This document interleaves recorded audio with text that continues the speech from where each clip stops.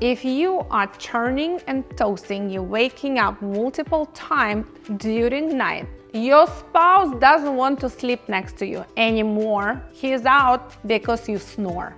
Snoring is not cute.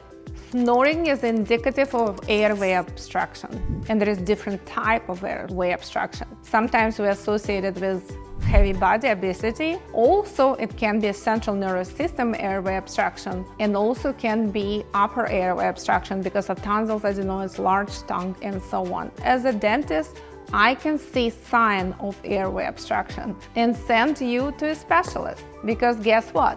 If you have airway obstruction, most likely you might have some form of sleep apnea. Sleep apnea directly related to your heart disease. It was multiple cases recorded when person who was snoring suffered from different type of cardiac problems, palpitations, irregular heartbeats, and coronary artery disease.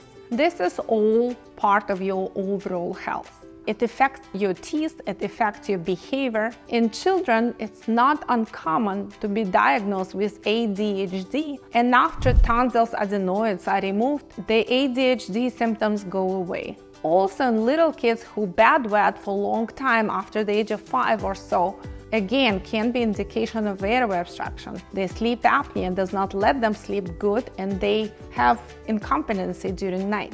And now we reach the stage of development in dentistry when we are not just technicians who cut teeth and place the filling on. We are actually diagnosing, looking on overall presentation of your health, and telling you that you might have a bigger problem, not just that one adult loose tooth, probably close to some type of heart problems or heart attack. Hope never, but you never know. I'm Dr. Olga here, always glad for your comments, and please keep watching my videos. See you next time.